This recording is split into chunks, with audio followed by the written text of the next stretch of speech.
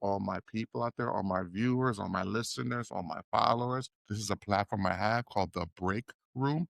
I call it The Break Room, and I spell it Brake, not Break, but Brake, because I feel like sometimes in life we're moving too fast and we need to stop, pump the brakes, reassess where we're going and where we came from.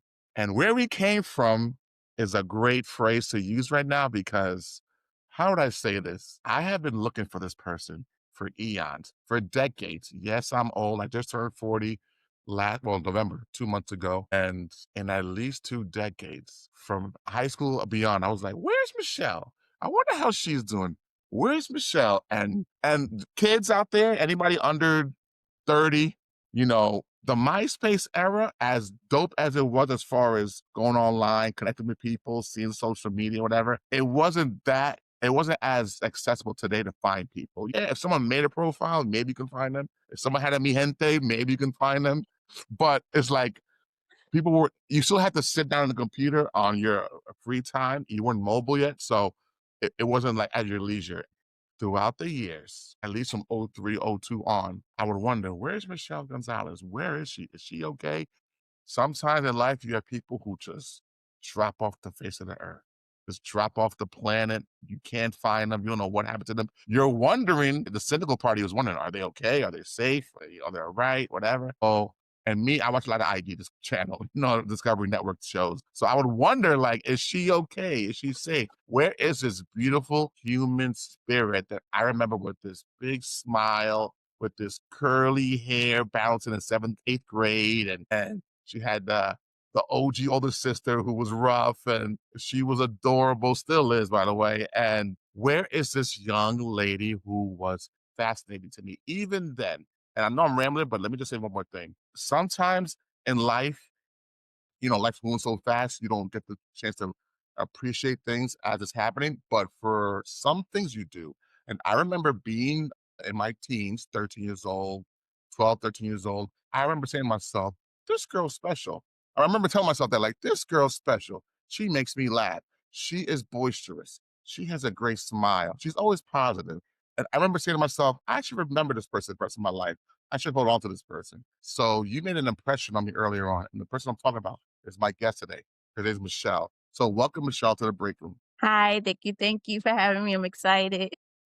I'm glad you're here. The title of this episode is called Where's Waldo? Because, like I said, I've been looking for you. I have been looking for you for ages because I feel like, one, I miss your energy. And two, as a man, I was also concerned. I was like, is she okay? Yeah, You hear horror stories sometimes about women who just go missing, I whatever. know. Get Out is a movie, but sometimes Get Out happens where people are just like gone off the Yeah. face of the earth. I don't know if you've seen that movie, but listen, in short, how the hell are you? Good. I'm good. Been through hell and back, but I'm here. Still living, still pushing. Been through hell and back, and I, as you say that, obviously I have more context to that because I know much of your story, and we're not going to share everything because Right. y'all don't deserve everything. S- But what I will say is, been through hell and back. I would imagine so because I remember, like I said, I brought up MySpace. I remember it had to be '06, '05, '06. I remember perusing, scrolling through MySpace.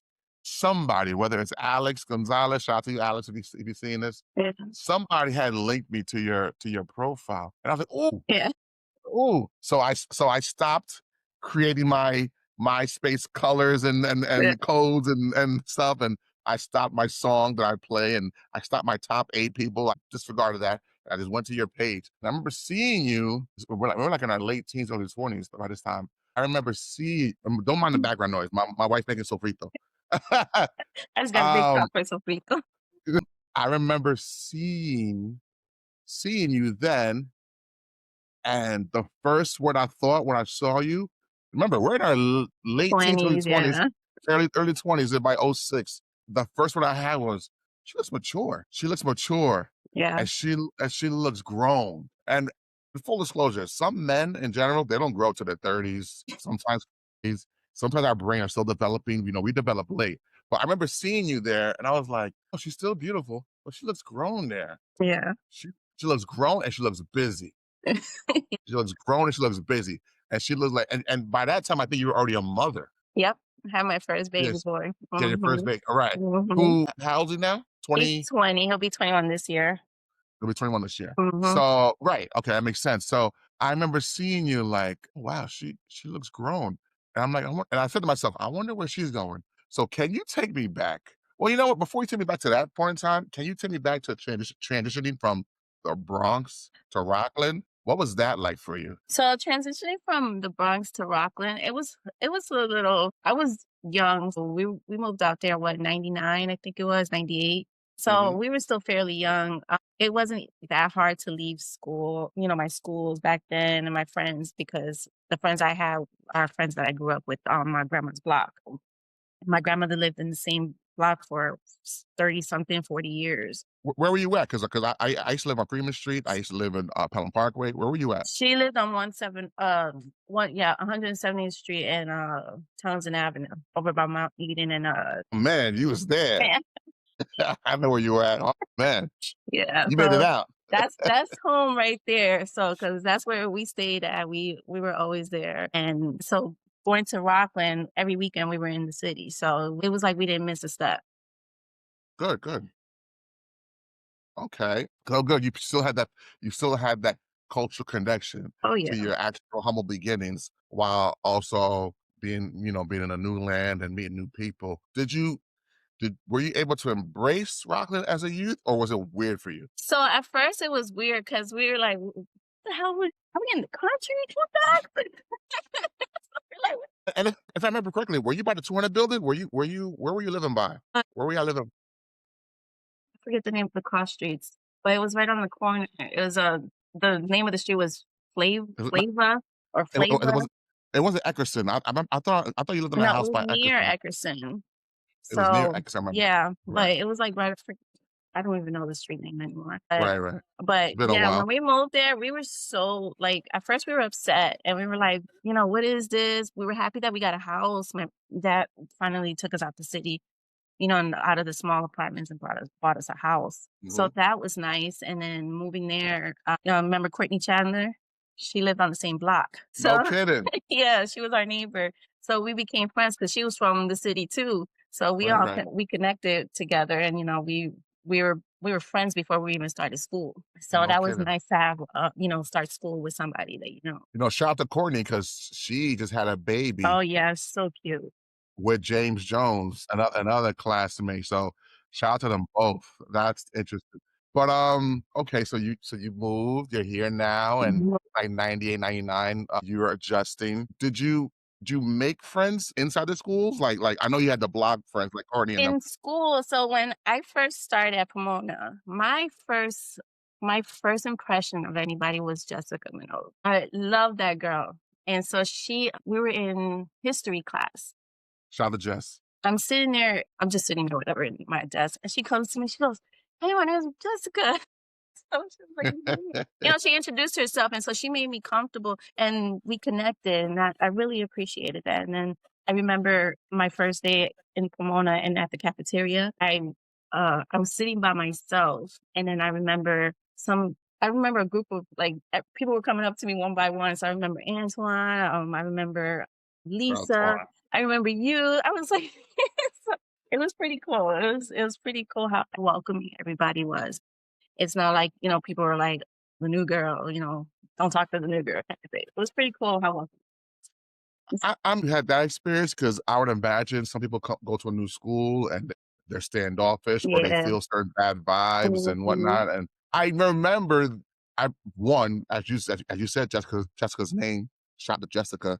I remember you guys were like freaking frack, Yeah. like always around each other, close proximity. And I remember y'all always had good vibes together. So I appreciate that she had that gesture to you of like welcoming. That's dope. Oh, yeah, that's my Uh, girl. I still like, that's my girl. Like, we were just talking the other day, and I told her, I was like, "When I come to New York, I better see you." So Well, that also shows, if you think about it, how you can't teach class, mhm. you can't teach warmth.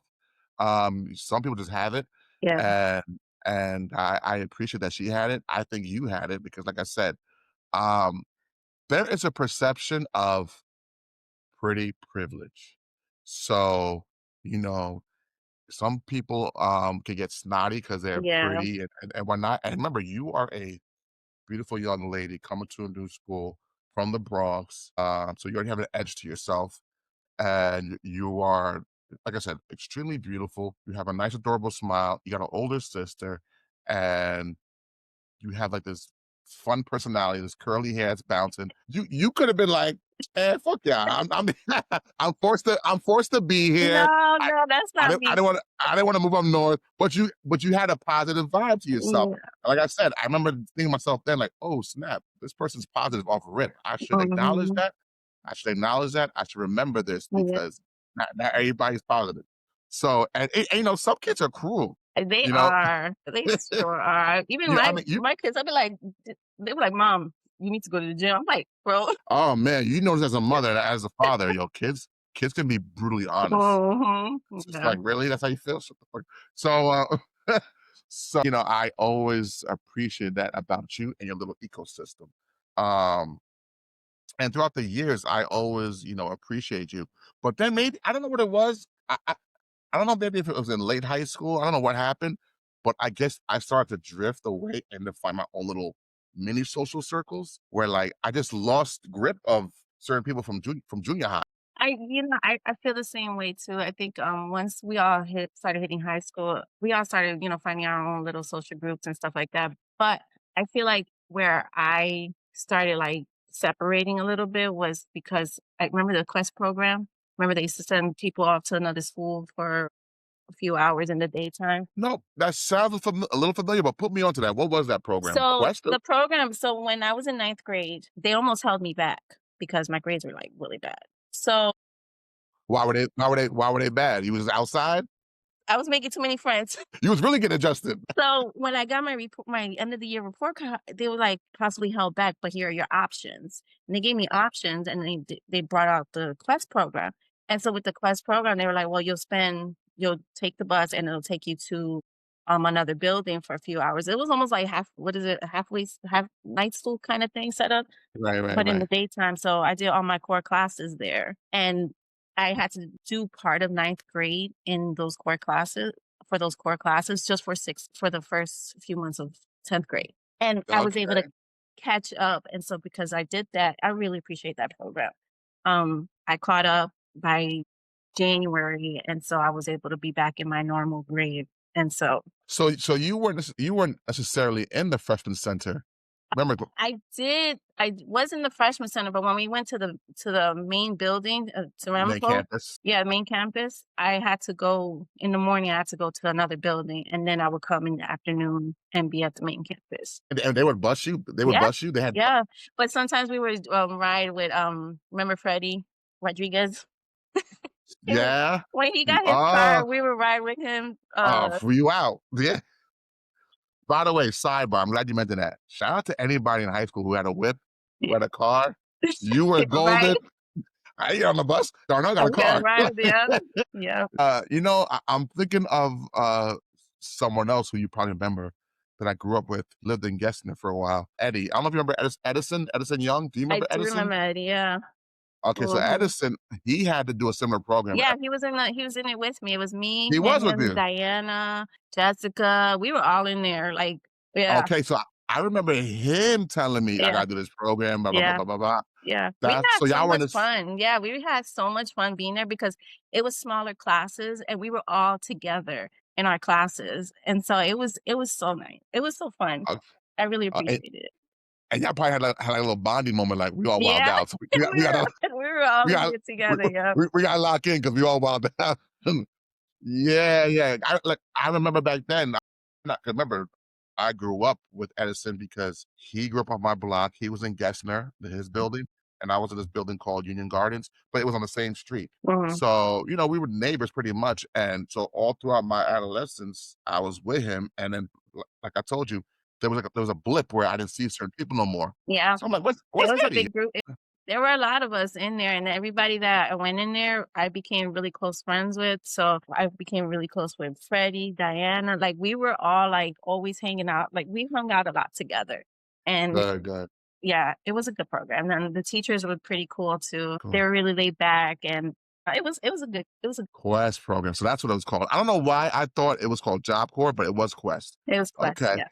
Quest program. Okay, so you do Quest program. Does Quest program get you back on track for the remainder of your high school tenure, Yeah, or so it it did did? it did get me back on track for my high for the rest of my high school tenure, and then, by the end of it, by senior year, so you know how you had to take the exams, the Regents exams and all that stuff? Oh I had my science one. I failed it by 2 points. my That's why I God. didn't go to graduation because they were like, "Oh, you have to go to summer school to retake the test. That's it, just to retake the test." I was like, "So I can't walk across the stage?" They were like, "No." That was the most devastating day of my life. Really? I was well, not the I've had more devastating days, but that's another Right, story. right, right. For that time, for that Yeah, for time. that time, I was so devastated, and I was devastated because I was one of the first ones in my family to graduate high school. So Really? even like with my sister, Jasmine, she didn't finish high school. So it was, the I was the one with the torch. Was there pressure from your family? No, there was no pressure. There was no pressure, but I put the pressure on myself. I was like, I got to get this done. I'm the first one. Everybody's gonna be so happy. I'm gonna have my family there. Blah blah. Blah. Man, they told me I'm not walking across that street. I was crying and crying, and I remember I was so sad because at that time, because my mom was also relocating to Florida that same summer, and so there was a lot going on, and I was so sad. And then Like a finally, true boarding. yeah, I finally took the test, and then, they're like, "Oh, you passed it with 90%." I was like, "Oh, thank you," and they were handing me my diploma, and they were like, Oh, "Congratulations." I was like, "This means nothing." it was unceremonial. Yeah, It was it didn't mean anything, and it didn't mean anything. yeah. You know, it's funny you say that because in my junior year, in 11th grade, I flunked. First of all, I'm glad you mentioned this whole Regents thing. Listen, they try to sell it to you that like you need your Regents degree. It's New York State. If you don't have it, blah blah blah, you won't get into this, that, and the third.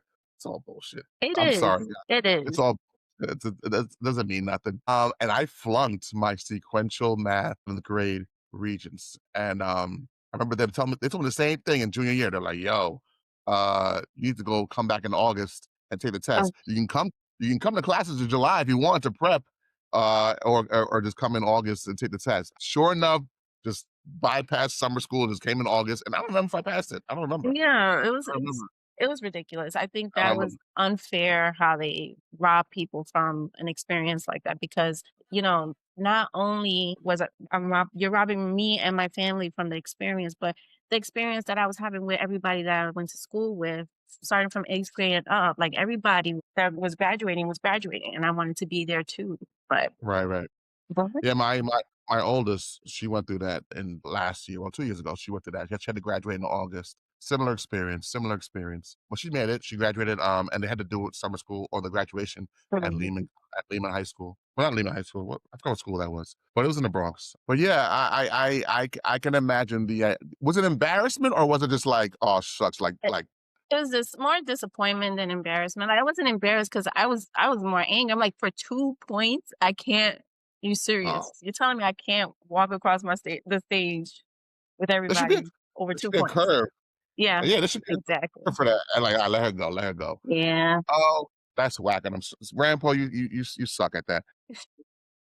Mind you, you haven't been back in, like you haven't been back to Rockland, I'm sure, in I decades, it right? since high school, since we Since high graduated. school. Like, first of all, Spring Valley, Rockland in general, but especially Spring Valley and Rampo, it's changed. Yeah.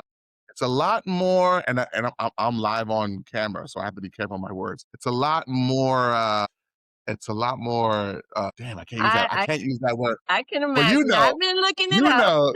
folks took over. Yeah, yeah, Folks I took know. over. I've seen it. Yeah, yeah, folks took over. I mean, listen, we don't discriminate, but folks took over, Right. and it's had an impression on the dynamic of that town, that village, and the people in it. So, things have changed. There used to be a lot more flavor back then. My Mhm. parents still live there. So I go up every once in a while to go see them. But yeah, it's definitely changed. It's definitely changed. Some would say for the worse, but I'm not here to judge right now. Yeah. 'Cause I don't wanna get canceled. because some people or groups of people are powerful. Yeah, But so on one hand, you're graduating in August, yeah. and on the other hand, your mom telling you, "Hey, we're moving to Florida." My Well, thing is like, not yeah, she was like, "You graduate." She was waiting for me to graduate. So she was like, "You graduated. I'm gonna take your other 3 siblings." Jasmine was already living her life. She was already you o know, doing outside her own thing, yeah. So I moved in with my grandmother in the 'cause Bronx. Where was she at? we were driving from I think it was 1, 2002, we ended up selling the house. And actually That quickly, huh? yeah, we sold the house, because my dad, he ended up in prison, so my mom had Hear to that. he had to, do what he had to do, but and so we sold the house, and when we sold the house, my mom moved in with her mother-in-law, my dad's mom, and, Mm, so she was staying there, and so I stayed there with her, and I would come back and forth to Rockland on the weekends, and then, and sometimes I would stay during the week. There's other stories about that, but we're not gonna of talk about course, all those stories. of course, of course, of course, of course. But, so anyway, so my grandfather, he would transport us from Washington Heights all the way to Rockland every Wow, morning. so your grandmother was living up it was in the And Heights. the Heights, yeah. Yeah, we were coming from the Heights. And so on the weekends, I would go stay with my mom's mom, my grandmother. I'm from in the Bronx. Right, So they were waiting for me to graduate because my grandfather was like, I'm not going to keep doing this. I'm only doing this for Michelle. And wow. because when she sold the house, we were going to relocate to Florida, Kissimmee, Florida, when Of I was course, Kissimmee. 16. And we actually ended up going. We ended up going. We had a house out there and everything, and we were so miserable. I was so miserable, and I was so sad because I left everybody behind. I left, I had my boyfriend at the time. We're not gonna talk about him. Mhm. So I was, devastated that I had to leave him behind. I was devastated that I left my friends and all that stuff.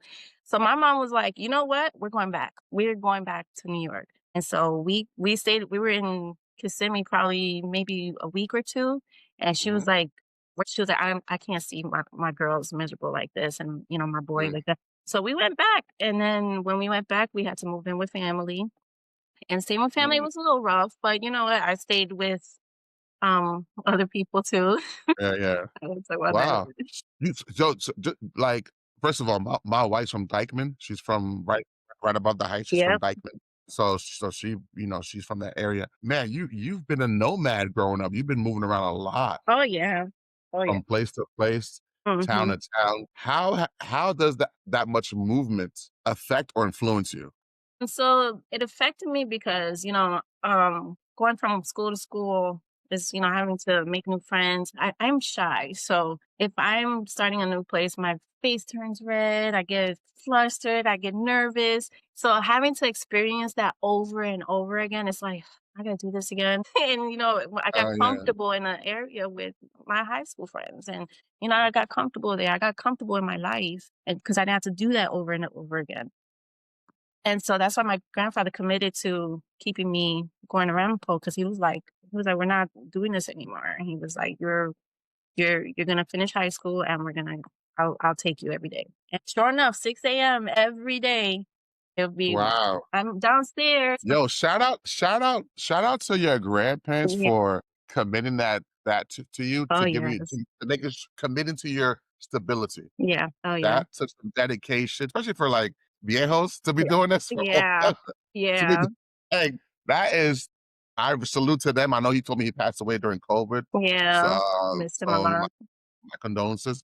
But shout out to him. He's a G for that. And Mhm. also shout out to your mom for having the compassion to be in Florida. Like, I can't see them being sad and Mhm. taking y'all back. I salute your mom for that too. I don't want to get too deep because it's your business, but I will ask you, your how did your dad's situation or imprisonment affect you as a Uh, daughter? So as a daughter, I was so angry at him because when he got locked up, I was 13. So we had Oh, just moved to Rockland, and not even months later, a year later, he was already in prison. And so basically, I felt like my most crucial years, my daddy was gone. So 13 to 18, he was gone. And so I felt like because of that, I became a little rebellious, or not bad rebellious, but it was like, "I'm sneak out the house," kinda thing. Yeah, And I get and, it. "Mom, you're not gonna talk to me that way." But even though I was still sweet to my mom, but I would still stand up like, "Shut up, mom." But I love my mom. But, it was very hard on me, because it was also hard on me because I found out that he's not my biological at the same time.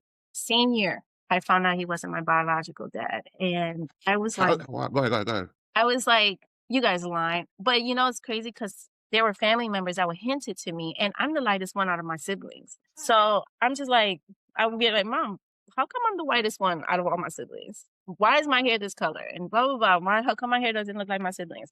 And so she wouldn't tell me about it, but then eventually I heard it from, like, other family members, and then I heard it from my mom's childhood best friend. So, I was like, You heard it from your mom's childhood best friend. yeah. How did a 13-year-old get that information or acquire it? Was it like, were you ear hustling or were No, you I wasn't. We were, so my sister Jasmine and I were on my grandmother's block, and so we went to the store, and the guy's name's Teddy. So Teddy sees us, and he goes, "Oh, hey, girls." He, gives us hugs 'cause he's family. He's like family. So hugs, and we're just sitting there, we're walking and talking. I think he was mad at my mom. Oh, he was Yeah. being petty. Yeah, he was being petty. So he goes, "Girls," he was like, "Michelle, has anyone told you about your father?" And he did it like that? Yeah, yeah, he was like, "What?" I was like, "My dad? I know my dad." And he was like, "No, Modesto's not your dad." I was like, "What the hell are you talking about?" This is a He's grown man, mind you. a This is a grown grown man. man talking to a 13-year-old, and Jasmine was 15 at the time. Oh my And so god. he was like, "You were, like 1 or 2 when, your dad and Mo got together."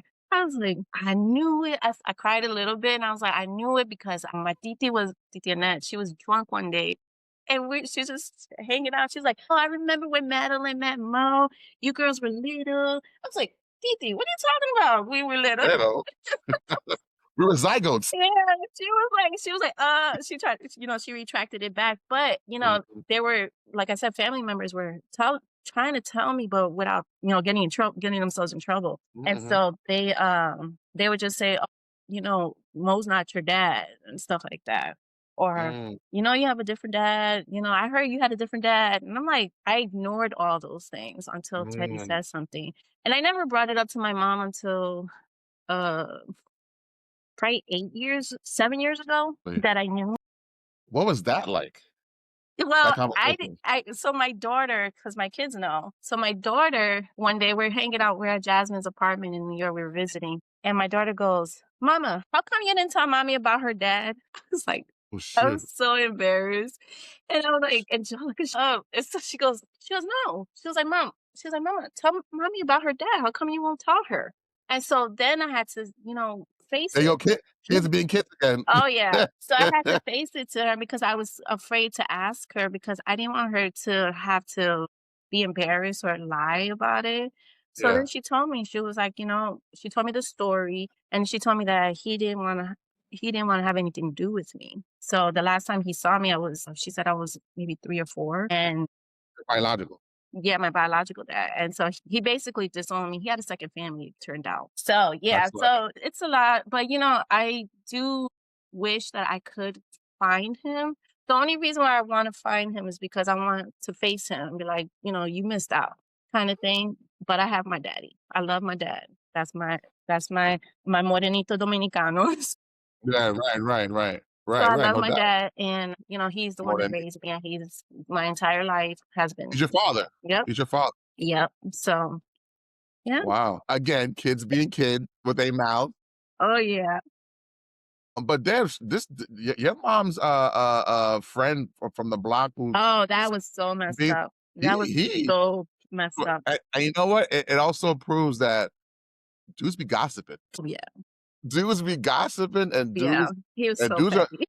and we like to say like, oh, women are emotional, women are chatty patties, women be gossiping. Mhm. Dudes be just as petty and Oh, yeah. emotional and gossiping too, because how dare you, bro? You're a grown man Mhm. air airing out business to these teenage girls, these young Oh, pubescent girls. Like whatever he felt your mom did to him, he was wrong that day. oh, yeah. He was Wow, something else. He was so what a petty. But, what a douche. when I look back at it, I'm like, "Okay, now I know."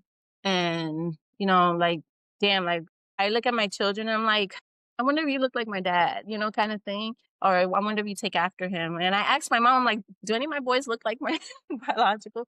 And she goes, "Michelle, no, they all look like you and they look like their dad, and they look like me." I'm like, "Mom, like, there's still another half of me. It's still there, the emptiness kinda thing. I feel like there's, like, this whole side of me that I feel like I want to know. So I did a DNA test, but I've gotten hits for cousins, but that's it, and I've reached out, but nothing that would. Do you know his ethnic makeup, his background? He's Dominican. Uh, Mhm. am I like I Dominicanos? Yeah, see? Yeah, Okay. so I don't know, she just the only description she'll give me is, like, that he was tall and that, he was good looking, stuff like that. I think, and obviously my 2 cents mean nothing. I think just off of genetics, just off of, genetics and hereditary stuff, you should wanna seek out information, like, Mhm. just to know what to look for in your children or your Yeah. own genetics down the line. You should try to maybe make an attempt down the line to figure out who this person is or what he has in his bio makeup. And on top of that, you may discover gems in a new family. Yeah. You may have siblings out there or cousins that you can discover and make bonds with. It may become a fruitful thing. So I would never want to try to sway you from not exploring that. You know what I'm saying? Yeah. And you hear these stories, people on TV, whether it's on Oprah or whatever, people making new connections in their 40s. Yeah. So if you ever have qualms about it, like reservations about it, don't listen to those reservations. You have the full rights if you want to push and find out for sure Yeah. this other side of it.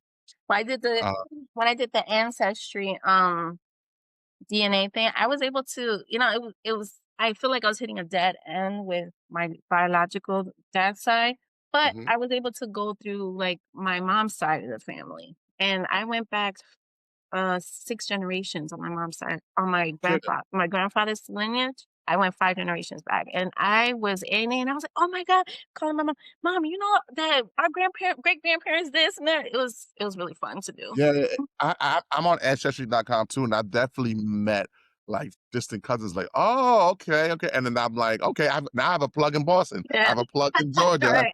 I look you know what I mean? 'Cause I think there's value in making connections with people, you know? Yeah. Yeah. So, I'm with it, and I do hope that you, get some closure with it, however it comes. Yeah, Yeah, however it comes. however it Eventually, comes. I'm just gonna, like, probably just be like, "It is what it is. He's been Yeah. gone out of my life this long." Uh, well, back to you being 13 years old, your dad, your father, the man Mhm. of your life, your true blue father, he goes away, you have a little bit of moments of acting out and not Mhm. super rebellious, but you just acting out. Yeah.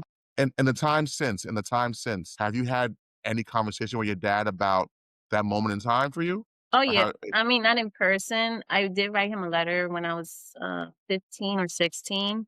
Actually, it was 14, telling him how mad I was at him for leaving. really? Yeah. Oh, yeah. My mom was so mad that I sent him that letter because I did it behind her back. She wanted to protect him in a way. Yeah. She Okay. wanted to protect him in a way to where he's not feeling like, he failed us. But I went in. I was like, and it's crazy because I don't know if I said you're not even my father in the letter, but I feel like I did, but I don't remember. But You were hurt. oh my god, I was so hurt because, my dad and I, we used to I remember, my earliest memories with him is going out, we'll go to the library, we'll hang out, it was just I missed my dad. Right, So, right. I was really hurt, and then eventually I got over it, and then eventually, we would see him more often, and, he will apologize. To this day, he regrets, like, a lot of things, and he always calls us girls, and he'd be like, "I'm sorry, cuz. I'm sorry you had to go through the things that you went through. I'm sorry that I missed out on those years, and I went away for that time." Like, he lives with a lot of regret from that. I could imagine, I could imagine. And, I'm glad you used the word regret because sometimes you'll get people who are some of them I believe, but also you get people who are proud where they say, "I don't have regrets, I don't have regrets." Right. But regrets are natural. Yeah. and I have regrets that I'm like, "Oh, I shouldn't have done that. I should have said it that way," or, Oh, right. you learn to live with them and hopefully teach your people under you, like Oh, children yeah. or otherwise. This is how you don't move like me. I did it this way, you do it that Yeah, way. exactly. I'm sure your father has regrets. I do wonder because remember what I said. I opened this episode talking about how my impression of you in that time, 13 years old, 14 years old, was someone who was uber positive. You were very positive. You were very. I don't remember you being angry. I don't remember you being You confrontational. know, I don't it remember. takes a lot for me to get angry. I've learned about myself that I'm a very patient person, but there's some things I didn't tolerate. You know, even as a teenager, there were a lot of things I didn't tolerate. But as I grown older, I have become like even way more patient. Like people like, I'm sorry, you know, I'm like, no gosh, like you know, we're still here, you know, kind of thing. Yeah, you been through war, so you're like, whatever. This is nothing. And it takes so much for me to get, like, you know, so angry to the point, like, I'm gonna punch you in the damn face kinda thing, like, we're about to fight. Well, that's an emotional maturity you have clearly. But I wonder how does a young lady at 13, 14 years old finding out when you're finding out your true identity, your Right. biological identity, coupled with the idea of my dad's going away or he's locked up. How were you able to it's a two-part question, if you indulge me. How are you able to put on a face or presentation that you're still positive, and B, more importantly, how are you able to cope with all of it in that age frame? So, the way I feel like back then, the way I coped with it is I started dating. So, because I wasn't a person that was going out with people, like, and I started dating, and so I think I filled that void with dating, and, I also, cause my dad being around, I was no boyfriend, what? Hell no. Once dad was out the picture, for those years, I had boyfriends, and so I think that's where my coping ended up going into, and then I just submerged myself within my friends and stuff like that. So, you know, I pushed it off, and then I got to see my dad, so he called every day, you know, and he started when he was in prison, they transferred him into like a camp kinda thing. So we got to see him, hang out with him, hug him, and eat with him, Okay. stuff like that. So it was like he was gone, but not because we would go see him almost probably once a week, maybe, or something like that. Okay. So, but it was still like I was mad, but I wasn't angry to the point where I was hateful or anything like that. Have you ever had the conversation with him about the identity, or you learning about things Oh about no, no, no, no, no, no. No, that's does he know you know, or he I don't think know? he does. I think he does. I've never asked him, and I don't know if my mom shared it with him. But yeah, I don't. I assume he knows that I know. So, but I don't think I'm ready for that conversation. Listen, I listen, there's one thing that's constant. I don't care what island where you're from or what island your parents are from. There's one thing that remains constant. You know, Caribbean folks, West Indian folks, black and brown folks, we don't like to air things out. Mm-mm. You know, we'll let shit linger to the end of Oh time. yeah, You know, some stuff don't get revealed till a funeral, like just so you know. yeah, exactly. So I get it, but I do think there may come a time where you and your father will have that conversation and it'll end beautifully, that conversation. Yeah, hopefully. I do have a letter that I wrote him probably about 10 years ago that I still have that I never, you know, my intention was to mail it to him, but I held it back because I wasn't ready for it. So one day I'll probably give it to him, but I might revise it a little bit, of course. Well, let me warn you. Let me warn you. We getting old. We're in our 40s now. They Mhm. not they're not I mean, knock on wood from I my know. parents, you know, folks are going before I you know know, it. I know. I told my mom the other day, I was like, "Mom, you're 60 years old." I said, "You realize that you might only have 15 years left?" Because I was trying to put it in a My perspective. God. Yeah, I put it in perspective of how early, you know, my grandparents both passed away in their 70s. So Right. it's like, you know, that's, you know, you got to start thinking about that because, you know, for health wise. Right, So I right. was, you know, pointing that out to my mom, and I was like, then I started thinking to myself, like, damn, that means I only if that's the case for myself, you know, I might have 35 years left in me.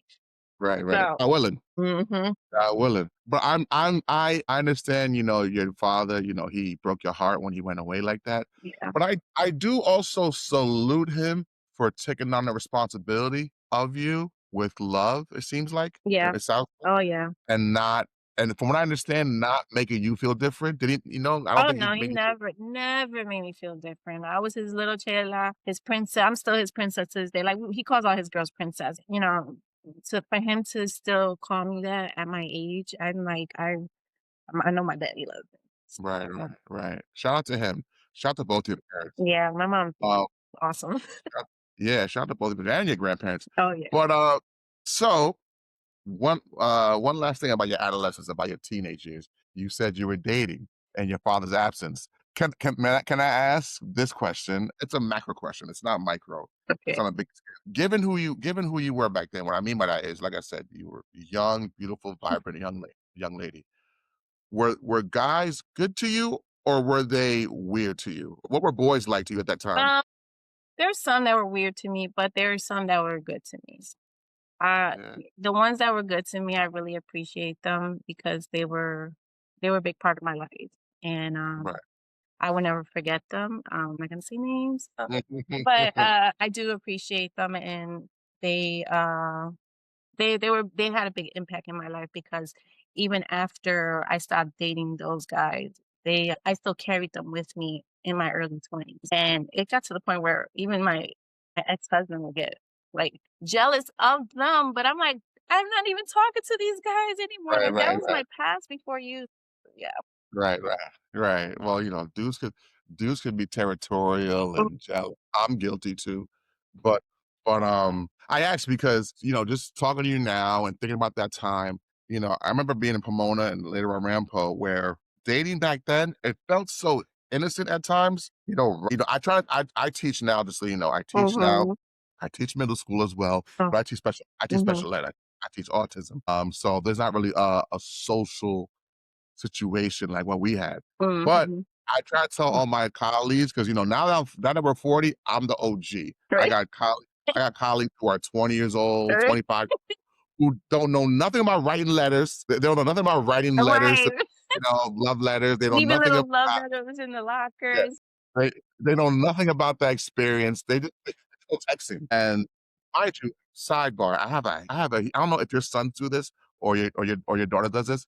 I have a huge gripe with the young kids today calling their like significant others bro. Oh my gosh. Like, My bro, yo, my oldest does that. I'm like, "Why? Why are you calling her bro? Like, she ain't your bro." He goes, "Mom, yeah, bro, mom, that's my bro." like bro. I'm like, yo, that's not your bro, that's your lady. That's your Exactly, yeah. It's so weird the way these young kids love now. Because 'cause I'm like, You guys are not sappy like the way we used to be." yeah, they're not sappy, they're No. not they don't know how to emote. You know what Oh, I'm saying? yeah, yeah, yeah. So it's Mhm. it's weird, but I have my daughter here next to me. Mind you, she's naked, so I don't know why you're naked. uh, Kia, this girl's naked, but anyway, yeah, she's like mad naked in front of me. But yeah, these kids today, they don't know how to emote. They don't know how They don't to. know how to be like make things special. Like I remember Valentine's Day was the biggest thing, right? In high school and the balloons, the little bears, all that stuff. And I'm like, now I'm like, where's all that at? Like what happened to the love? Like I feel like there's no love in A rom relationships anymore. Right? a Or romance, yeah. romance, yeah. Like, I have a memory of junior year, 11th grade at Rampo. My boy Christian, his name is Christian Bell Scott. He was in love and still is, and not just still is married now to Fabulita, who used to live by me in. Really? Yeah, yeah, yeah. So and he loved her then. He loved her from I met him in ninth grade at the freshman center. Mhm. Me and Fabby were only knew each other from Pomona. Mhm. So when we all connected, he met her then, and he told me then, like in ninth grade, I like this girl. I want to be with her. And I was like, whatever, nigga, we outside. Like, who cares? Let's go play ball. And, he stuck through it. Like Yeah. they would date, they would take breaks, they would date, and he would always stay by her side. And Yeah. I remember in junior year, this is the burning CDs, make your own Oh, mixtape. yeah. So he was like, "Yo, look what I got." He's like, "I got flowers, I got candy, and I got her little CD, Boys to Yeah. Men, on 12, all these songs and a playlist for her." And I was like, look at him like, "Oh, you really love this girl? Like, you really care about this shit?" Like, okay, appreciated that he had the wherewithal Mhm. and the courage. to emote that, like, "I like you, I wanna be with you," Yeah. and whatnot, and it lasted for what, junior years, 2002? Probably about 22, 23 years, maybe a little bit longer. Yeah, we're talking like a quarter century he's been Yeah. to the point where he married her today, they're married That's today, so so special. you I know love all the people, the ones that we went to high school and they're still together. I love seeing that so much. I'm like, that is so special. yeah, yeah, and, with him, with Christian, remember, I stayed here in New York, and I was in Rockland for a while in my early 20s, so, I used to hang out with him, like, in my early 20s when, like, now we can be outside with our own cars and stuff and ride Mhm. around and date, and he would have girls pressing him, like, wanna date him, and he'd be like, "Nah, I'm waiting on Fab," and, Fab is a grown woman living her own life and her Yeah. own journey, and he would just wait it out. He was like, "No, I'm waiting for her." Wow. And he thugged it out. I'm like, "Christian, this other girl, she wants you, like, she's feeding for you. She bought you a turtle." I went to his house one day, I see a turtle swimming in the tank. Like, "What's that turtle?" "Oh, some girl gave it to me. She likes me." I'm like, "Dude," but he knew what he wanted. Yeah, And a lot of times, I try to tell women, "Listen, when a man has conviction about you, believe it. yeah. He wants you, he'll show you." Oh, yeah. Yeah, I always, like, after my, like, being married and all that stuff, I would sometimes reflect, like, I wonder, kind of thing, like, I wonder what would have happened had I stayed in New York. What would have been like if things like that. But then I'm like, those wonders, those were just little parts of my life that, help mold who I am. And Mhm. I do appreciate those parts of my life, but, I moved on from it. I'm no longer there. So, but Well, you mentioned New York. mhm, I remember in text recently, you gave me a little recap of how you after high school, how you transitioned where your mom was in Florida for a little bit, mhm. and while down there, I guess you were either visiting family Yeah, I was or visiting mom. your and then you happened to bump into your former husband. Mhm. What I don't really necessarily wanna pry as far as how you met him per se. What I'm more interested in what I'm more interested in is how did meeting your former husband lead to you feeling confident? I don't know if it was confidence, but led you to going with him to Michigan because that's where you are now. Oh my god. What happened? How did you go from, visiting family to meeting somebody to, I'm leaving the East Coast? What happened there? So, my intention to going to Florida, I was not planning on living there or anything like that. So I had intentions on coming back home. And when my mom, her living situation, she was renting out a part of a house, and the family that she was staying with were friends of another family member of ours. Anyway, so I don't know. When I met him, after I met him, he showed up there or whatever. When I met him, he would say, will marry you tomorrow," kind of thing. And like it was almost like kind of like love at first sight for. So he goes, he By would the say way that. by the way, I don't blame him because you had that effect on people, I can tell you right now. But go ahead. So I was like, when he found out I was 18, and he was like, "No, you're not." He was 23, and I Mhm. was like, "Yeah, I'm 18." And he had me show him my ID and everything. He was all over me after that. He was just like on me, and he was like, "I want to be with you."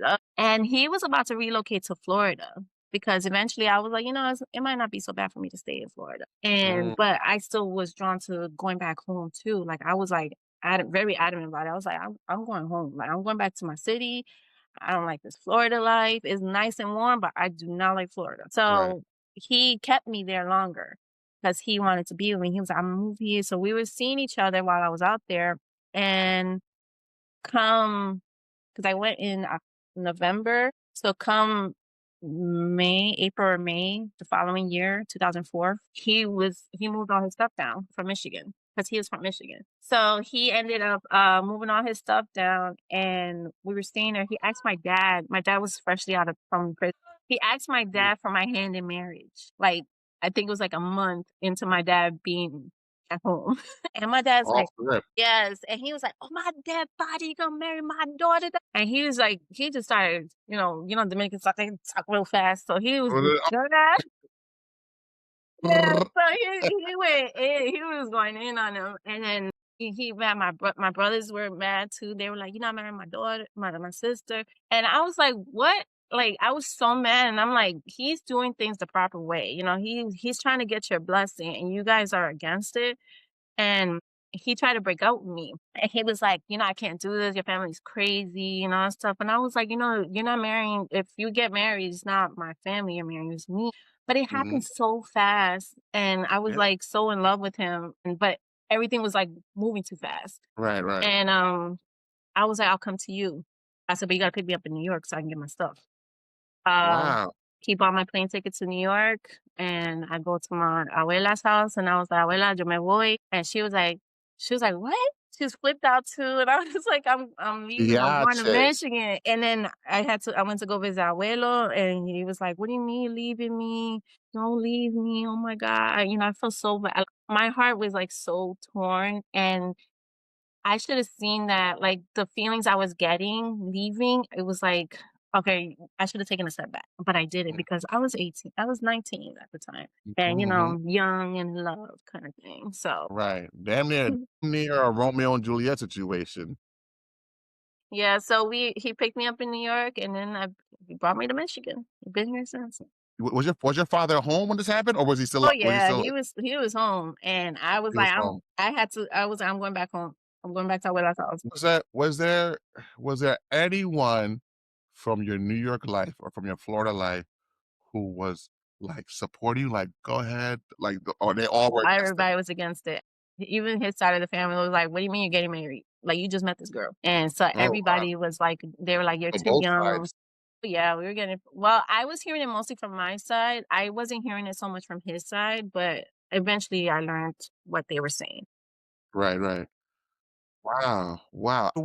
I wonder what the intensity felt like for you to feel compelled to go forward with it, to move with him But and to do that. it was just like, I don't know, it was a lot of overwhelming feelings. Like, my thing with my parents is I'm 19, you're not gonna tell me what to do.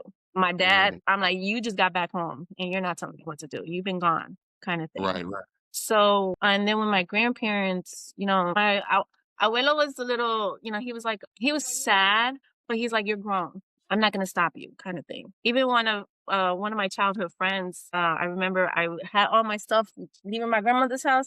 We were in the hallway and going to the elevator. He was like, "Where you going?" And I was like, "What do you mean where I'm going?" He was like, "Where are you going?" I was like, "I'm leaving." He was like, "What do you mean you're leaving?" I was like, "I'm going to Michigan." He was like, "Michelle," he was trying to reason with me, and he was trying to stop Mm. me. And I was like, "No, I'm leaving. Like, leave me alone." And like, I just ignored everybody.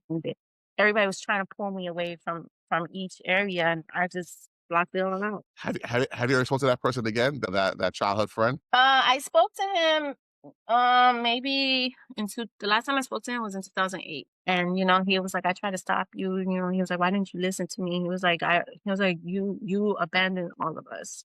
And he was like, "I can't believe like you really left like that. Now look where you are. Look what's going on in your life," kind of thing. And, I didn't talk to him again after that. Not because I Oh, didn't want to, it's because we just disconnected. right, right. I hope he's doing well wherever he is today. Yeah, wherever he is today.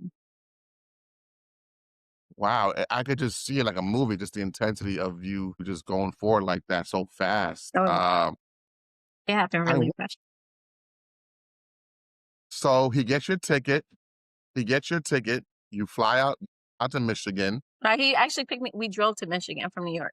You drove? Yeah. Oh my It's a 18-hour drive, it's not too bad. okay, okay, okay. What was that like? If you remember, it's 20 plus years Oh, ago. I remember, trust me. What was that like when you finally settled into the home of now you're a woman on your own with a man you're about to marry? What So was that like? when I came my first couple months here in Michigan, I was still drawn to my people in New York. Mhm. And at the time when he picked me up, I was ending of another relationship. So that's why when I say I was immersing myself with dating, it was like, Mm. so the guy that I had ended my relationship with that winter, Mhm. I needed closure. So my first couple weeks there, we weren't he didn't have his own place. I didn't know he didn't have his own place at the time. That Yeah, matters, that he did. matters. So he did have houses that he bought in Detroit, but they weren't ready to move into. So we were living with some of his like godparents, and then we moved in with friends. Anyway, so the friend that we were living with, I had opened my email. I was Yahoo. I had my Yahoo email open, right? So Mhm, I reached out to the ex boyfriend and I told him I was like, hey, I didn't tell you that I was moving to, because he knew I was in Florida, but he didn't know I was moving to Michigan. So I want to mhm. tell you that I'm moving to Michigan. I'm in Michigan and I'm not coming back. And so, yeah, Wow. I was like, I'm not coming back. I want you to know that I love you. I always will love you. And man, I forgot to close out my email. This lady ran through my email, told him about it. We weren't married yet. He tried to leave me then too.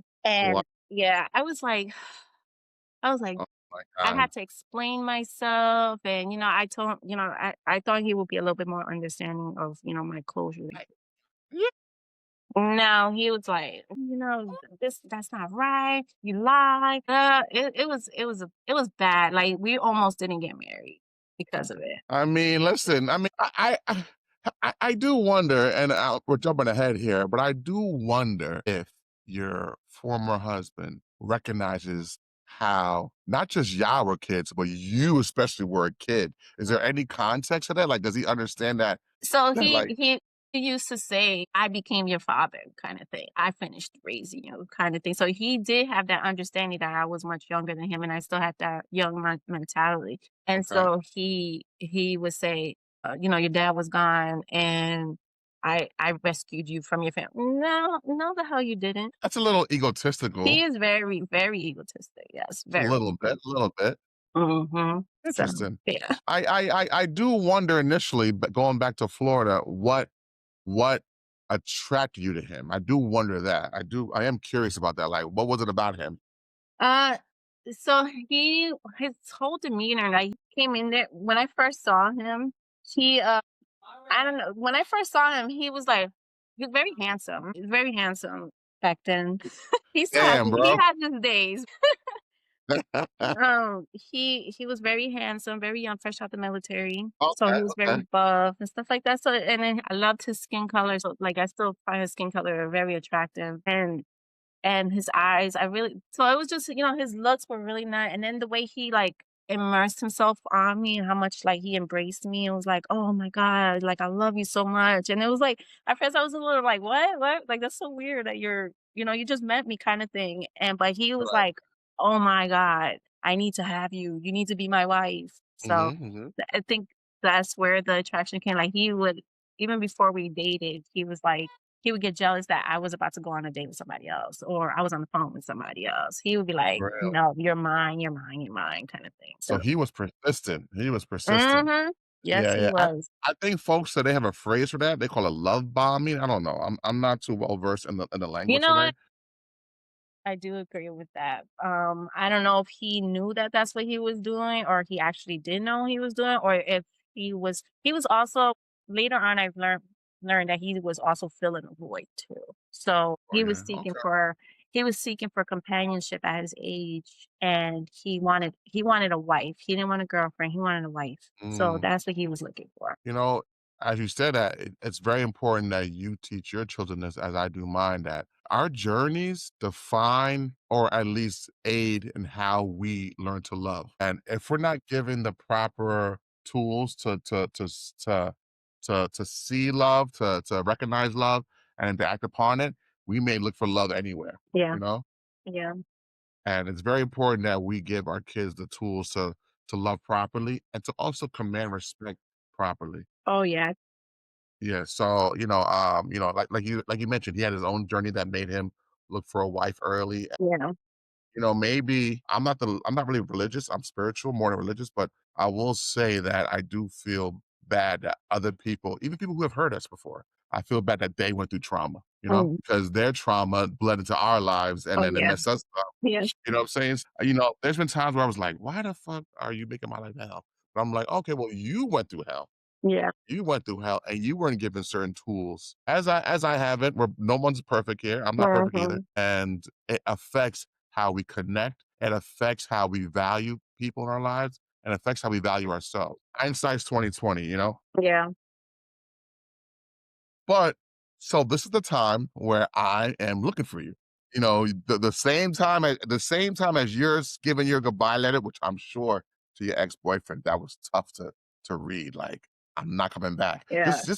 Just hearing you say that phrase, "I'm not coming back," that must have been like He that. actually, connected with my sister Elizabeth at that time, and he was so she's like, he was so devastated, and he had a we used to take pictures and develop them, right? So he had a photo Right. album of our pictures together, and he brought them to my sister, and he was like, "Since she's letting me go, Imma let her go too." So, he was like, "This is hard for Wow, me kinda thing, but I have to do it too." wow, Yeah. wow. Have you ever heard from him again? Have you heard from him? I had one more time in 2007 or 8 around there.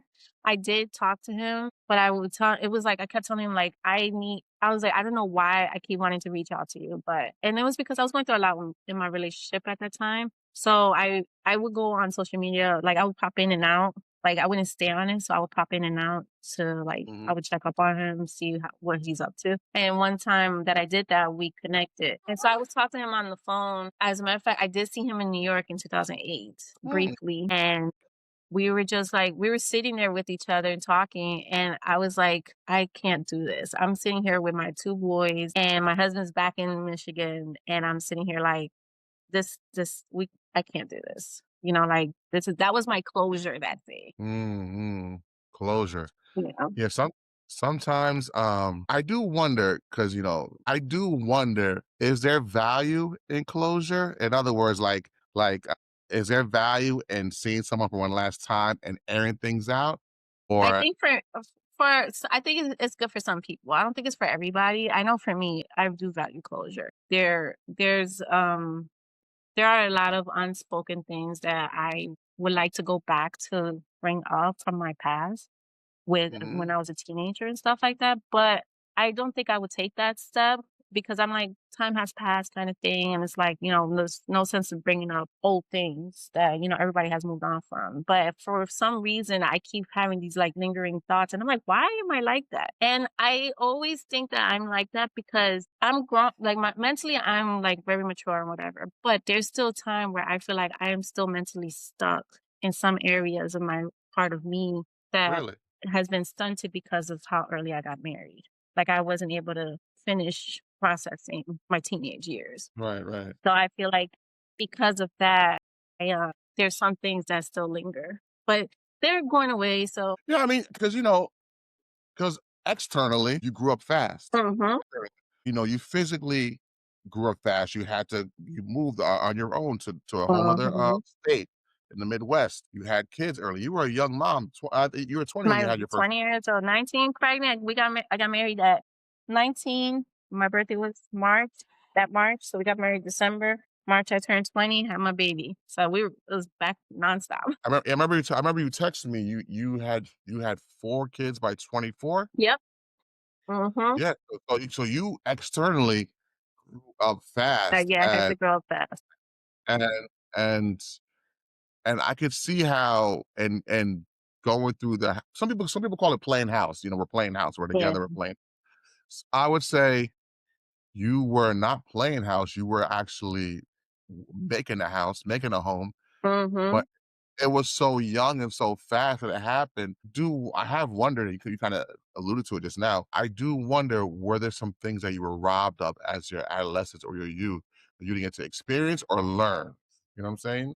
Oh, yeah, I feel like because I did everything so young, I was robbed of not being able to just experience my 20s like a normal 20-year-old. And what is a normal 20-year-old, right? But, Mhm. just seeing, like, even with my sisters, like, damn, like, they're enjoying their life in their 20s right now while I'm sitting here. I mean, my sisters were moms too, but they were still enjoying their lives. And Mhm. I'm sitting here trying to conform to my husband at the time and trying to be I was actually he has another son who's 23, and so Mhm. I was mommy to him too. So Mhm. I became mommy at 18. I was Mhm. taking care of him, we were sharing custody and stuff like that. So Mhm. it was Mhm. it was nonstop. And it felt like there was no time to breathe because everything was moving so fast. I wonder from your teenage years to your 20s, were you I don't wanna use the word robbed, but I do wonder, like, where. were there personal interests that you felt like you didn't get to explore I or achieve? my personal interest were like, so I don't know. I feel like the only thing that might have been robbed from me that I feel like I had fought in it too was how I cut off my close friendships. So not being able to develop those friendships into something more. Like I know I can call Jessica today and be like, like nothing ever happened, stuff like that. But and same thing with Alexandria and stuff like that. And I probably call Diana. Anyway. But not being able to staying in those friendships that I feel like would have helped me develop into a better, not better, help me mold me into a different type of person. And I still have, of course, my sisters, but even my sisters, I was cutting off. Like I cut off so many relationships, and it's like some relationships help mold you too. Especially like your friendships. And I cut everybody off. I didn't Yeah. talk. I even my grandparents. They were like, where have you been? How come you haven't called us?" Like, Mm, we're worried about you.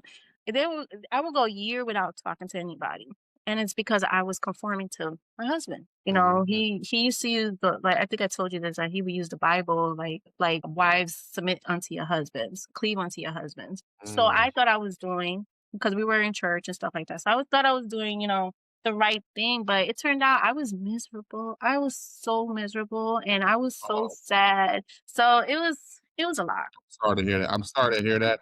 I'm sorry to hear that because, it's underreported. Even today in the Me Too era, it's still underreported how controlling men can be Mm, towards women, whether through the use of religion, yeah, through the through the use of age, yeah, through the use of force. There's various ways that men can be impressionable yeah. or damn near controlling, if not controlling, of a woman. And I guess I used a bad phrase when I said passion, Oh, I'm sorry, personal it's good. interest.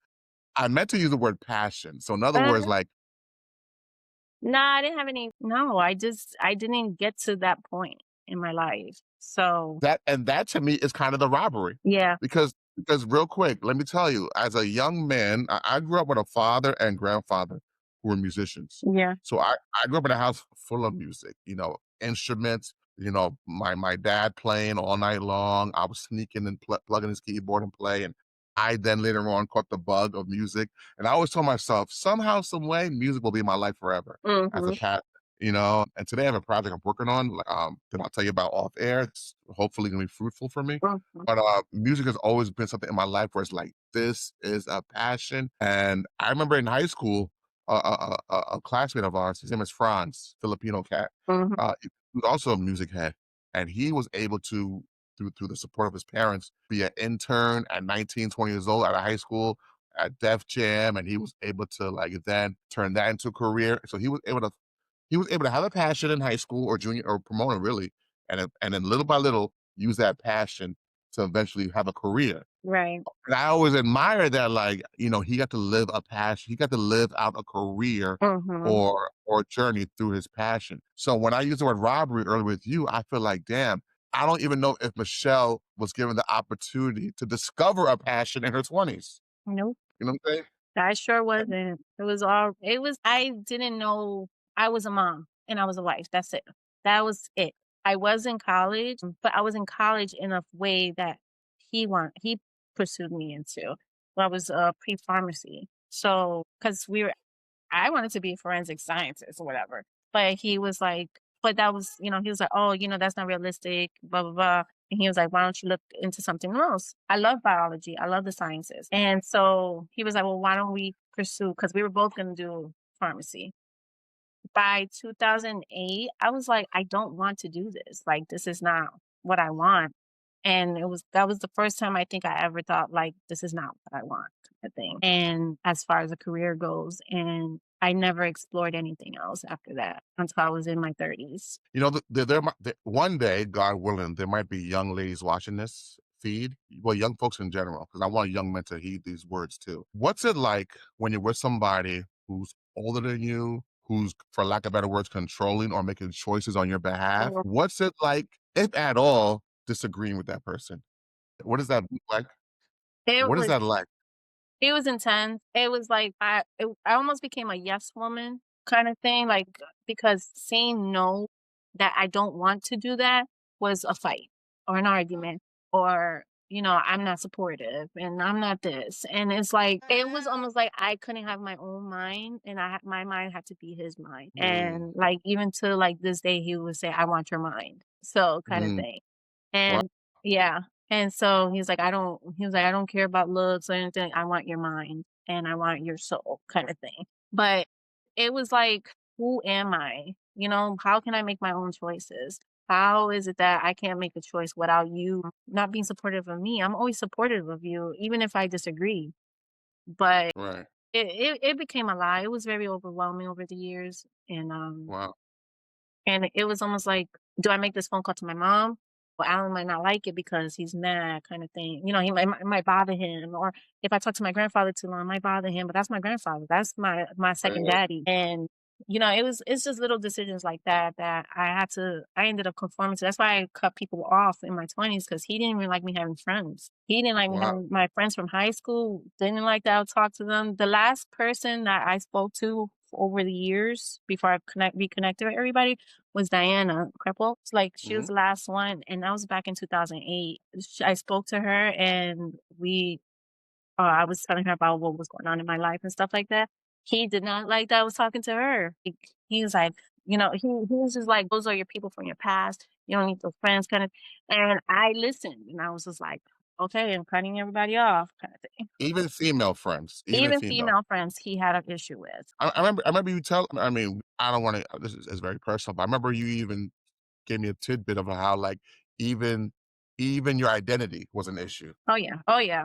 I couldn't even Even say I your was Puerto Rican. Like, to this day, even I your can't even say it in front of him. Yeah, like, if I have a little flag somewhere, it's gone. and mind you, there is no other culture on this planet more proud to represent. Right, exactly. So you already know. I got my little earrings, my chains, my keychains, everything. But no, if I even have a shirt that has a Puerto Rican flag on it, I'm wrong. And you're not Puerto Rican, you're black. And I understand that.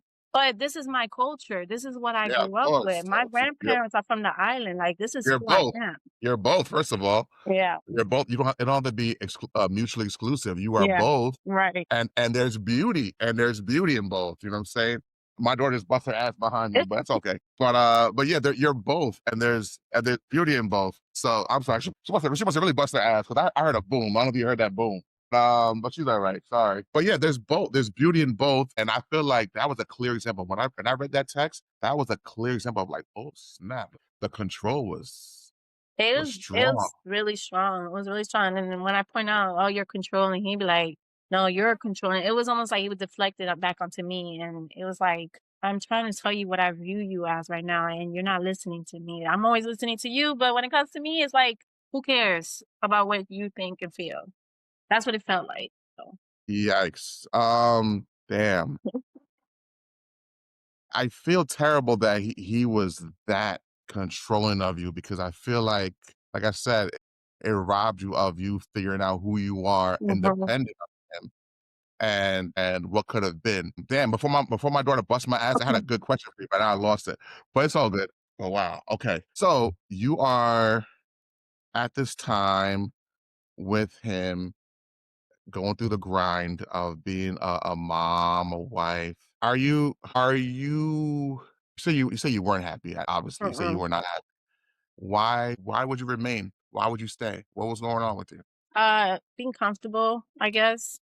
Being afraid of the unknown. Not that I was afraid to go back home, because I would have gone back home, but we had kids. But by the time I was 24, we had 4 kids. Mhm, So mhm. I'm like, my children do love they love their dad, and but I just kept coming back because it's where I was. Comfortable. It almost became like who I am. I am him and he is me, kind of thing. And so it was like, how can I picture my life without this man that I've been with for so many years? Kind of thing. You just said who I am him. Mhm.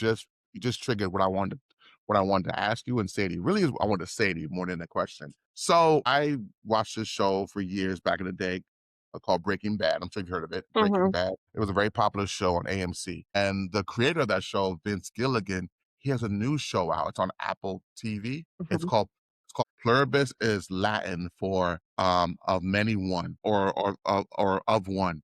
And the reason why that show is called Pluribus, it's a new show. It just came out like a few weeks ago.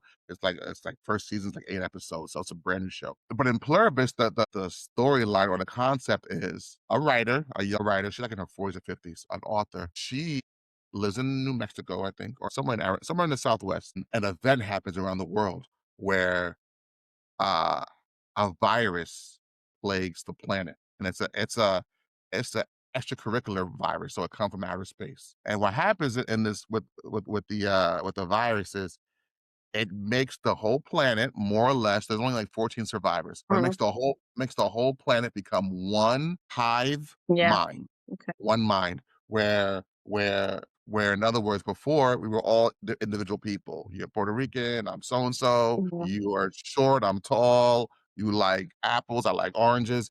We were all individual people. But then that virus comes and it makes everybody the same. Okay.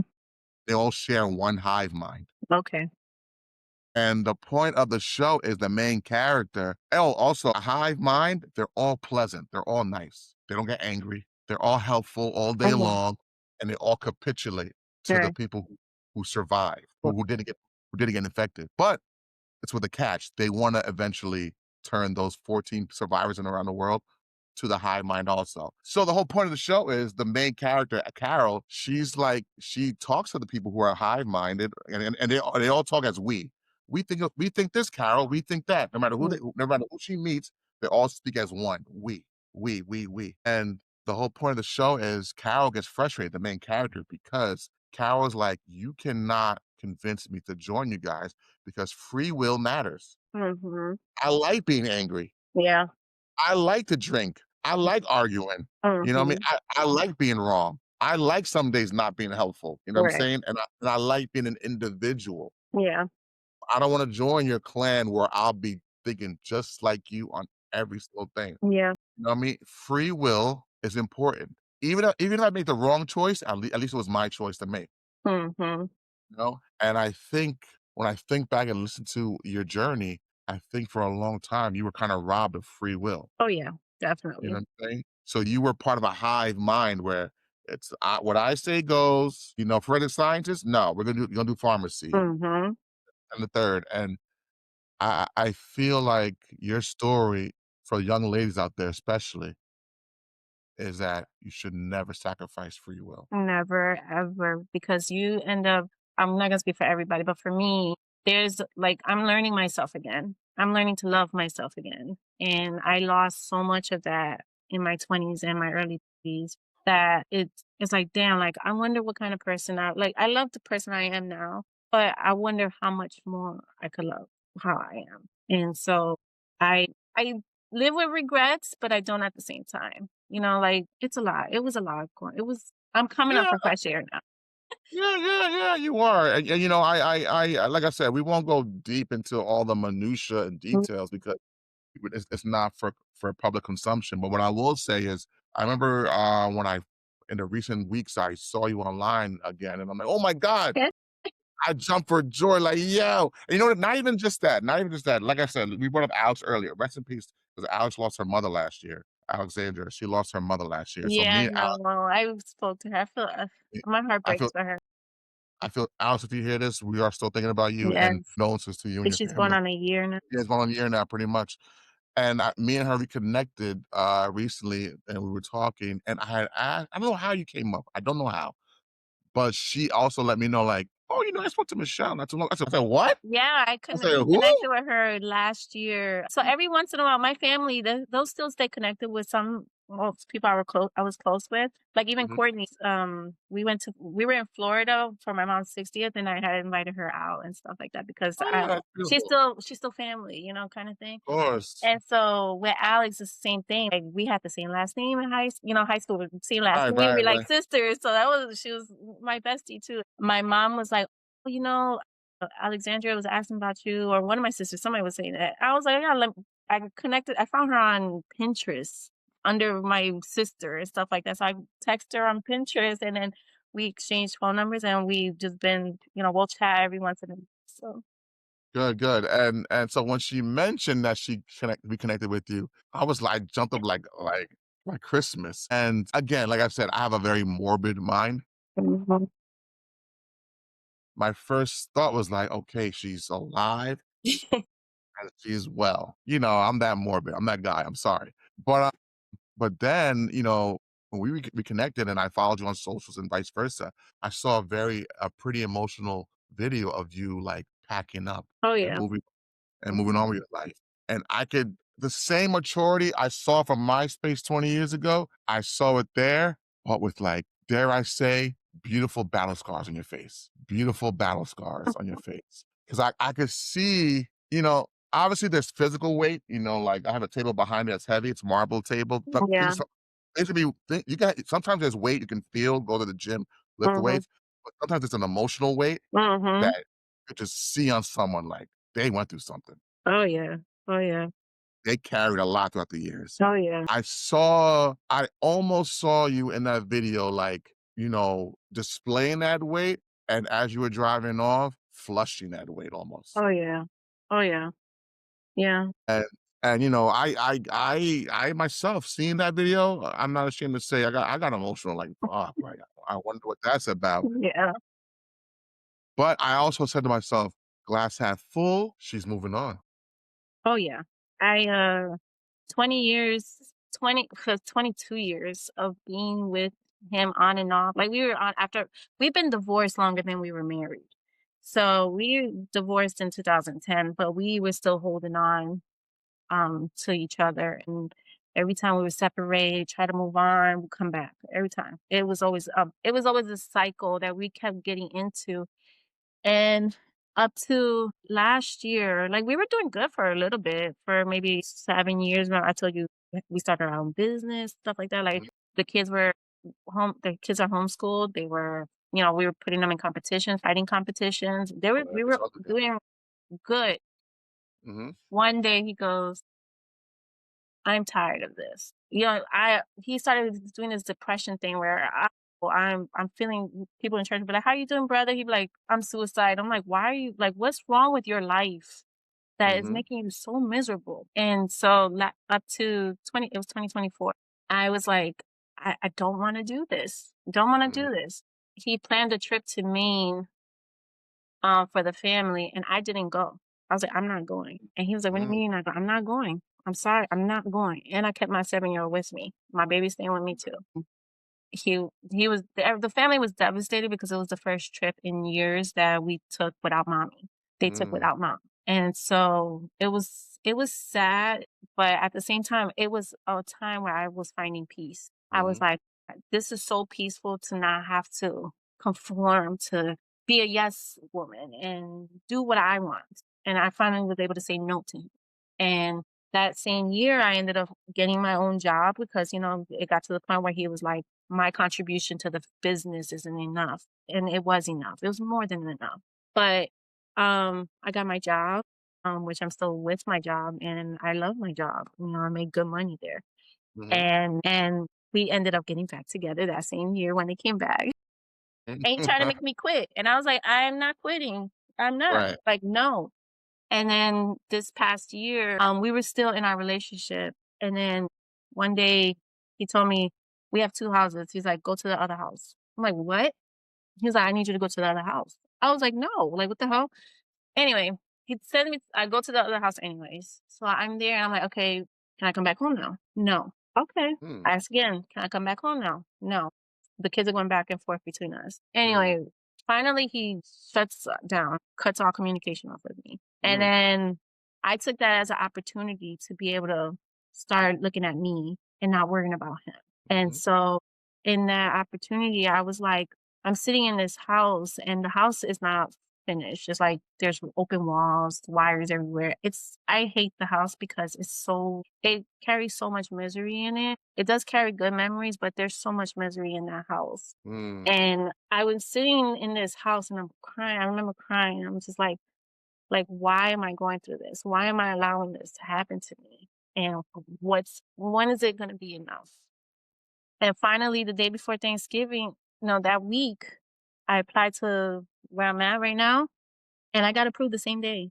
And so they were like, "You just got to put a deposit down." I called my brother. I said, "Brother, I need this money." I'll give it to you back on, when I get paid. But he was like, okay, sis, gave me the money. I moved in. And Wow. it was hard for me to leave though. I was sitting in the house for those days and I could have just moved in, but I was like, I was struggling to leave because I'm like, oh my God, like this is a big step. I haven't had my own place since 2009 and away from him. And I'm like, oh Mhm. my God, what's it gonna be like? What's it gonna be like with the kids? And all these like emotions started hitting me all at the same time. And I'm just like, I took a deep breath and I called my sister. She's like, get out. Let's go. You got this. But she gave me my pep talk and I packed up all my stuff, threw it in the car and came here. And then here I Yeah, am. I think you even yeah, first of all, shout out to you for doing that. Congratulations. I'm proud of you. I think it took an act of courage and bravery to do that, Mhm, to rip the Band-Aid off mhm. and go forth. And I think in your post, you had referenced your sister Oh, yeah. as something yeah, who's supported you, so shout out to her as well. We talked earlier about and, don't worry, it's almost over, don't worry. Um, we talked earlier about how the previous generation, our elders, our parents and grandparents, Yeah. they let things linger Yeah. and don't address things. Uh-huh. Right now, you're live documenting your journey. Is there anything you wanna document as far as a message to your kids for them to understand why you've had to move on just for your own sake? Because, sometimes, just so you know, for full disclosure, I have 3 children. I have 3 kids. My eldest is not my biological, but I've been Okay. raising her since I've been raising her since she was 5 years old. That's my Right. daughter. I Right. don't play I don't really play the whole stepdaughter Right. thing. That's my daughter. But, some I recognize this when she was younger, that sometimes kids grieve the failed Full House idea of what they thought was gonna be their sitcom home. They thought they were gonna have their biological mom, their biological dad together forever and ever, and it'd be like a sitcom or a TV show where, they have a magical Disney Mhm. life. And then reality hits like, no, life is different. Sometimes parents break up, sometimes people move on, sometimes things don't work out. And allow me, daughter or son, to be an individual, even though I am your parent. You see me as a parent, no doubt, but I'm also an individual. Right. I also bleed red, just like you. And sometimes kids have a tough time grappling with that, Oh, yeah. because you're bringing up their fairy tale. Yeah. Is there anything that you feel like you want your children to understand about you and your journey that could maybe ease their maybe potential frustration? Well, my children, they have been wanting us to break up for years. Like they've No been like, kidding. the two of you are toxic. Y'all need to go separate ways. Since my oldest, when he was 13, he would say, Mom, when are you moving out? When are you gonna get your own place? And he would say to me, he goes, Mom, you know you're more than just daddy. At 13. And I would Wow. cry and I'm like, damn, like you're right. But I still wouldn't move. Like even with my kids begging me to get out of this relationship with their dad, it's like, cause he's like, well, all my children. Dad's miserable and you're miserable and we're miserable because you two are miserable. Wow. And so we need you two to go your separate ways. So when I moved out, I posted a picture on my TikTok with my oldest lying down on the floor. When I showed him the house, he ran through the whole house. He lied down on the floor. He rolled onto the floor. He was so happy that he can Wow. come to a safe space because he also endured some abuse too, like the emotional and physical. So he to this day, like his dad won't talk to him. And he did nothing wrong. And his Wow. dad would be like, why are you taking care of Alan? Because that's my child. And I'm not going to disown my child. Just because he's 20 years old, he will forever be my child. 30 years old, mommy, I need you. I'm there. 50, I'm there. If I'm, God willing, if I'm still here. But Right, right. I'm just like, I'm not ever turning my back against any of my children. These are my children. And so seeing the happiness when my son, even my other sons, like my daughter, she's struggling a little bit, but only because she's struggling a little bit because she doesn't like seeing her father the way he is. She's okay with me having my own place, but she's like, I hope you guys never get back together. And Really? yeah, all my kids, they're just like my 7-year old, he's just like living life. He's just like la la la. I go with the Yeah, flow. yeah. Right, right. So, but If I have anything to say to my kids, there's one thing I used to tell my daughter because my daughter, she harbors a lot of like anger. And I don't know why she harbors so much anger, but when she was little, she would scream at the top of her lungs because her brothers are making her mad. And I would tell her, stop letting these boys rob your power. Mm, That's my biggest message to my kids is don't let somebody rob your power because that's all you have right now. And if you walk away from anything, don't let somebody tell you that don't let somebody belittle you. Don't let like my son's girlfriend, she'll yell at him. I'm like, you need to get out of that relationship because you're better than that. And I'm not mm, raising you to be a man that's gonna take that abuse. And I right, told him, I was like, you need to recognize that you're looking for the toxicity in females because you grew up in the toxic environment. So my message to my kids is don't let people somebody rob you from you and who you want to be. right. Beautiful. Well said. Well said. I agree. Well said. I'm pleasantly surprised that your kids and impressed that your kids had the wherewithal and the maturity to be like, nah, this Yeah. mom, you need to move out, or mom, this is better for you. Like, I'm glad that they had the emotional maturity to see that. That's My awesome. they had to grow up fast too, mentally and emotionally. I mean, emotionally, they do break down sometimes, but they they saw so much between the 2 of us that they're just like they're coming up for fresh air too. They are also Uh, coming out of that, and they're also, you know, they're still in the they still live with him, and they live with both of us, back and forth, but when they're mhm, with him, it's, like, heavy, and then when they come here, they're relaxing. They're doing you know, I'm letting them be, and I tell my daughter, like, "You can relax. You don't have to play mommy here." Like, you know, because she plays mommy at the other house because there's no woman in the house. But right. I tell her, "Relax. I got it." Wow, wow, you know what's crazy? Through joking, through comedy, and through being jovial and making jokes, Mhm. I had said the episode will be called "Where's Waldo?" But really, you just nailed it. I'm really gonna call it Michelle's Fresh Air because you do have fresh air now, and your kids have fresh air, hopefully, Mhm. and you deserve that fresh air. You deserve new beginnings. So as I wrap this up, it's 2026, it's January, so it's a new year. What's next for you? So what's next for me is I am continuing my career with my job right now, but I do want to venture out into like the business ideas that I do have. Like I love making cakes, and I feel like a lot of women are doing that now. But it's There you go. something that I really, really enjoy doing. Like I'm making one today for my son's birthday. Oh, Um, happy Um, birthday. so I really enjoy doing that. My fitness career too, I enjoy doing that as well. So I enjoy teaching, training. I'm starting one tomorrow, as a matter of fact, with my sisters, and I already have the whole workout plan. Right. I used to put together up to last year. I used to put together workout plans for people. I had 30 clients, and I had to stop that because I was conforming to my relationship. Mhm. So that's my journey this year. Like that's I'm gonna get back to where I'm to that. You know, it's funny you mentioned that because, until I saw your email a little while ago, I saw fitness. I'm like, "Oh, I didn't know you were a fitness nut like that or a fitness guru like Yeah, that." I mean, I fell off recently because of everything that's going on, but that's why I'm going back to it. And because I really enjoy it and I really enjoy seeing the results in other women. And like most of my clients were women. I have a few men, but mostly women. And the workout plans, I make my workout plans to um for, you know, based on dietary needs. So if you're diabetic, this is your meal plan, this is your workout plan. Or if you can't stand up too long, here's your Mm. workout plan, you know? So I love doing that.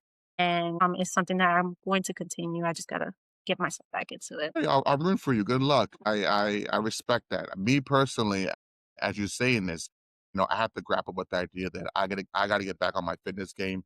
But the pandemic was terrible for me, nutrition wise, fitness wise. I really slacked off, and I haven't gotten back to the discipline that I should be at. And mind you, I grew up a boxing fan, so I grew up, just doing boxing fitness, hitting the heavy bag and just, everything was tailored to boxing, and I still try to go to the boxing gym every once in a while, but, once you have kids and I'm Oh also in yeah. grad school, and it takes a toll of your time and dedication to it, but there is no excuse. There No, shouldn't be no excuse no 'cause excuse. it takes 30 minutes to get up in the morning and stretch No. and do little things here and there, especially with all the apps and resources you have today. Oh yeah.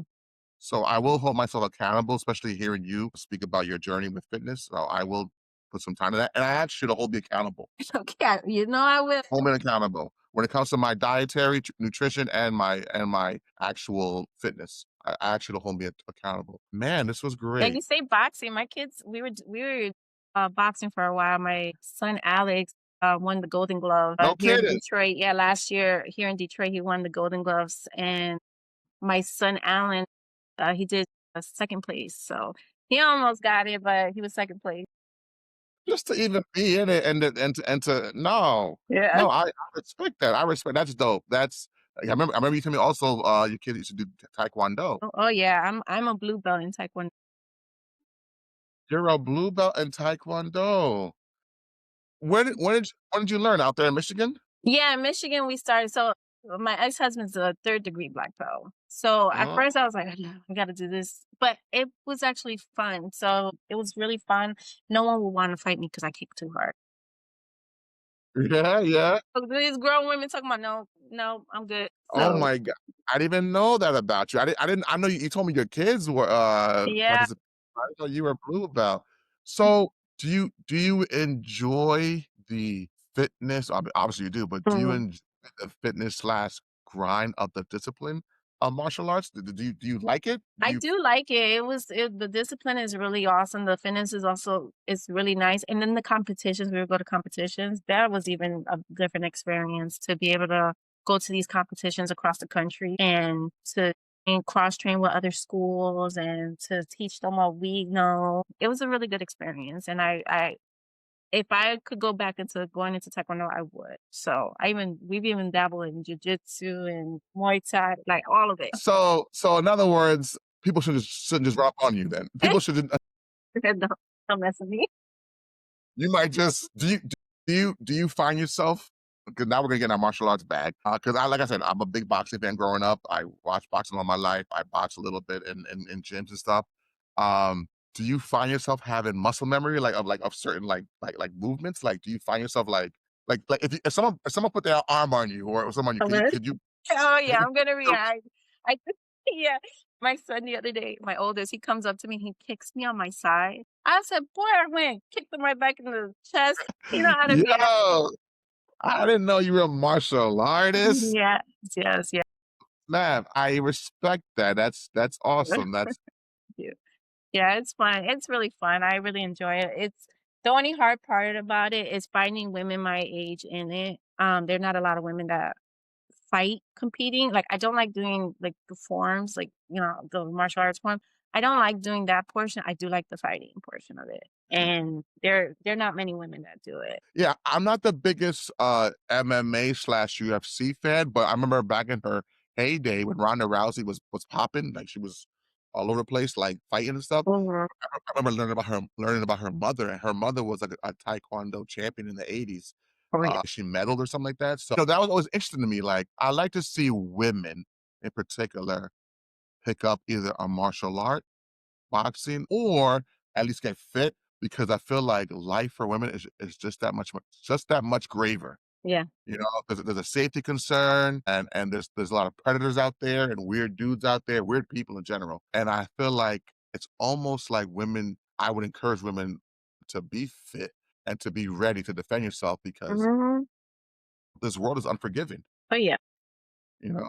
So I respect that. Last thing I'm gonna say to you to end on a funny note or a happy note, then whenever, because you mentioned to me you might be in New York this year. You Oh, might. yeah. I'm going Eh, there in March. okay, March. By the way, look, my wife's birthday's in March, and we're gonna go to Mexico City for a few days at the end of March. At the My end birthday's the 24th. of March. Yeah. Okay, I'm gonna ask you that. My wife's the 20th. She's the 20th of Okay. March. Yeah, yeah, Pisces. Uh, When I do run into you, have you ever seen Hook by Robin Williams? The movie Hook. It's a Hook, Peter yeah, Pan movie. Peter Pan. All right. So if you remember the movie Hook, the Peter Pan movie with Robin Williams, the whole point of Hook is Peter Pan left. He left his home. He left Neverland. He moved to the States, became a businessman. yeah, He forgot his identity. He forgot who he truly was. He lost that spirit. And when he came back to Neverland, the Lost Boys, he didn't remember the Lost Boys, and the Lost Boys at first couldn't recognize him. yeah. But eventually he did the work to gain his memories back and to remember who he was at his essence, Mhm. and then he was accepted again as Peter Pan. I bring that up because there's a scene I love in that movie where, like, there's a young black boy, a little lost boy. Yeah. He takes Robin Williams' face and Spaces. he goes, "There you are, Peter. When I see you, I might do that to you. I might, because I'll be so much in shock that you're I'm like, like, "Mike, come on." I'll be so happy that you're really flesh and blood, alive and well and good and here. Oh, yeah. I might be like, "Oh, there you are, Michelle." So, I feel like you're like you're a lost boy who's back, Yeah. Yep. Mhm. back. Peter Pan is back, and I can already tell you can fly again. Oh, yeah. I can already tell you can swing that sword again, and I can tell you're still a fighter. Oh, yeah, I'm a fighter still, so I'm gonna keep pushing forward, and, I'm not looking back anymore because 'cause I'm 40 years Onward. old. I'm 40 years old. Enough You is old enough. now. I know, enough is enough, so it's Yeah, time enough oh, for life in a good way to happen. absolutely, and on that note, we'll end this episode of The Break Room. I wanna thank my guest, Michelle, for Thank coming through. thank you for We did having me. we did shy of 2 hours, I'm sorry to It's okay. but I learned a lot, Mhm. a and I respect you even more. Thank you. Thank I you. respect you Appreciate even more. that. Appreciate being on here. You endured, you survived, and now you're thriving. Mhm. So, until next time, Till next time, I'll give you an update. March, I'll see you in March. We'll talk no throughout it, but in March, hope I see you. Yes, yes. I'll just do the whole Peter thing. Right. Alright, Mom. We'll talk Alright, thank you for having me. later. Bye. Later. Alright.